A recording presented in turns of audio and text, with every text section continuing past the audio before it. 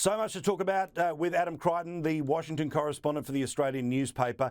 There's only one big story, though, and we'll get to that right now, which is Donald Trump has been indicted. Now, the details are, of course, it's all about how he tried to stay in power after the 2020 election. Where will the case play out? In Washington, D.C. How did Washington, D.C. vote? 97% for Joe Biden.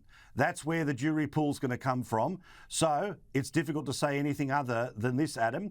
Donald Trump looks like he's in a world of pain, the worst pain he's ever been up against, and an almost inevitability of a guilty verdict here. Look, I think that's right. And you're right to point out the voting tendencies of Washington, D.C. That's where the federal panel was called from, as you say, 97% Democrat. So perhaps it's no surprise that he's been indicted out of that pool.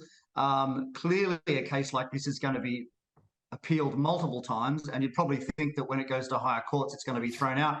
I mean, my impression, from just skimming the 45-page indictment is that it's, for a layperson, quite weak. He seems to be accused.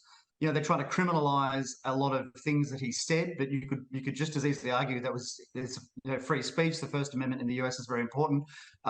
So it's going to be interesting to see how that plays out. I can't imagine the Supreme Court ultimately siding with the indictment, but nevertheless, that's many years away. I mean, the court case is going to take place next year, you would think, which of course is during campaigning, during the primary season. It's going to suck up all the oxygen of the campaign. There's going to be no policy debate, certainly on the Republican side. It's going to be all about Donald Trump. The bottom line is this is a terrible outcome for the United States. I think it's going to tear the country apart.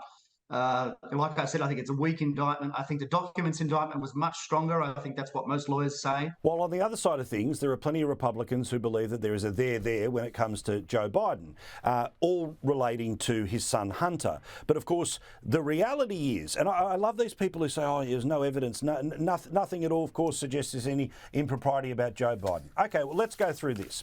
His son was a crack addict with no serious business experience, let alone experience running an energy company. However, because his father's the vice president, he ends up on the board of a Ukrainian energy company.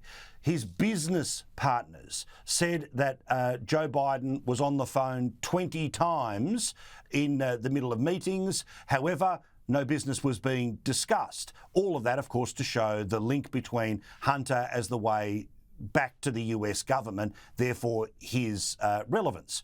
We know that Joe Biden withheld foreign aid to the Ukraine to sack a prosecutor who was going after the very company that Hunter Biden worked for, let alone people like Tony Bobulinski, again, another former business partner who talked about the fractions of money that were going to the big guy. Now, sure, they don't have a January 6 riot to point to, but anyone who says there is no there is literally not looking at what's happening here. Look, I would agree with you, and I think it's the chances of an impeachment inquiry as opposed to an impeachment in the Congress are more and more likely from the Republican side, at least in the House of Representatives. As you say, there's so much circumstantial evidence now that suggests that Hunter was certainly selling the influence and power of his father. I mean, why else would he be on that board? I mean, he wasn't on the board for his artistic skills or his management skills. He was clearly there because of his father. And this argument that, oh, well, they didn't talk about business in those 20 phone calls. I mean, they don't need to talk about business. It was the mere fact that he could get his father on the phone whenever.